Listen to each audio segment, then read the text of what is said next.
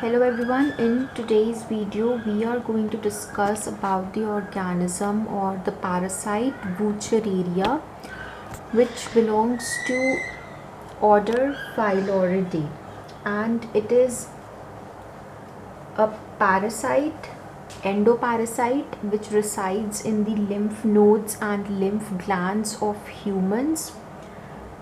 And due to this worm, the disease caused is elephantiasis, which is also called as filariasis. The intermediate host is the Culex or Aedes mosquito.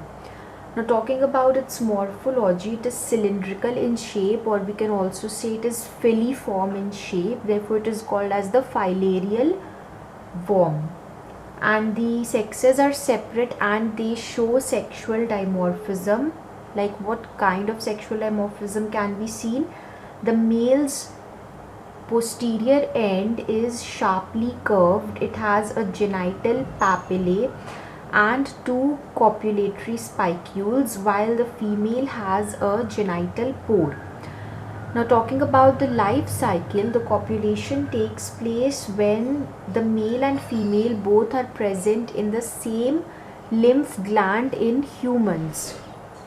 जब दोनों worm same lymph gland में present होंगे तभी copulation will be possible in them. Female are viviparous, that is the young ones are born out of them, eggs are not laid, and the juvenile worms which are born are called as the microfilary, and they are slightly distinct from the adult. They are not same in morphology as the adult, as they are surrounded by a cuticular sheath. Now you can see that microfilary exhibits diurnal rhythm. तो इस diurnal rhythm का क्या मतलब है? It means कि दिन के समय they are deeply seated in the blood vessels, but at night when they know that yes, mosquitoes bite at night, so they come in the superficial regions of the blood vessels, so that mosquito when bites the humans, along with the blood, they are also taken with the blood. And जिस region में mosquitoes are active during the day time, उस regions में देखा गया है कि the filarial worm has opposite diurnal rhythm, that is day के time they are active and at night they are not active. Then if the mosquito bites humans and along with that the filarial worm is also taken up by the mosquito, then it will go to the mosquito's stomach along with the blood.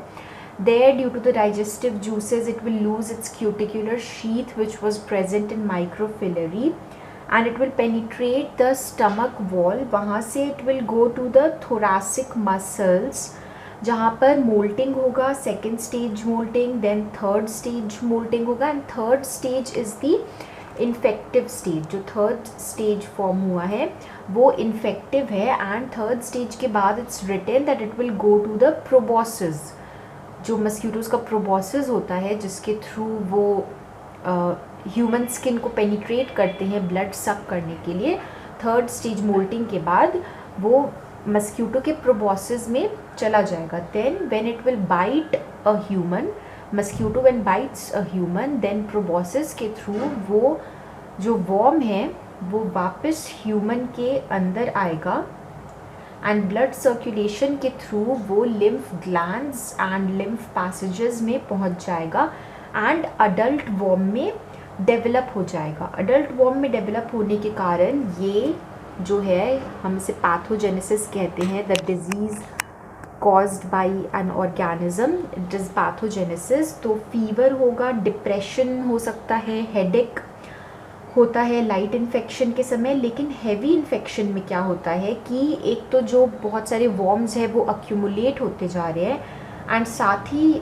साथ जो dead worms है वो भी accumulate हो रहे हैं. Living worms तो multiply कर ही रहे हैं और जो डेड वॉर्म्स है वो भी अक्यूमुलेट करते जा रहे हैं. तो इसके कारण जो लिम्फ पैसेजेस है, लिम्फ वेसल्स है, वो ब्लॉक हो जाते हैं, एंड इस ब्लॉकिंग के कारण उनमें स्वेलिंग हो जाता है. तो ये स्वेलिंग हम देख सकते हैं थाई के रीजन में, लेग में स्क्रॉटम के रीजन में, और इस स्वेलिंग की कंडीशन को हम एलिफेंटियासिस कहते हैं, जिसमें जो लेग या थाई है बहुत ज़्यादा बड़ा दिखता है, मतलब कह सकते हैं कि एलिफेंट के ही साइज़ का हो जाता है, इतना ज़्यादा स्वेलिंग हो जाता है, इसलिए हम इस डिज़ीज़ को एलिफेंटियासिस कहते हैं। और ये इसलिए होता है क्योंकि लिम्फ फ्लो में ऑब्स्ट्रक्शन हो जाता है, क्योंकि जो डेड वॉर्म है उनका भी अक्यूमुलेशन हो रहा है, तो लिम्फ फ्लो का ऑब्स्ट्रक्शन हो गया है, तो लिम्फ भी अक्यूमुलेट हो जाता है ऑब्स्ट्रक्शन होने के कारण, और उसके कारण फिर स्वेलिंग हो जाता है। और ये जो स्वेल्ड कंडीशन है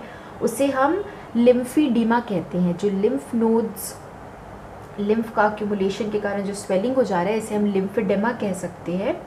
एंड इन्फ्लेमेशन भी हो जाता है, तो इन्फ्लेमेशन वेसल्स का, लिम्फैटिक वेसल्स का इन्फ्लेमेशन को हम लिम्फेंजाइटिस कहते हैं। और जो लिम्फ ग्लैंड्स का इन्फ्लेमेशन हो जाएगा उसे हम लिम्फेडेंटिस कह सकते हैं। So this was about the Wuchereria, and with this the phylum Ascalmins is complete. It was very simple. It included only the Ascaris and Wuchereria. So this was also very short. So make notes and study it.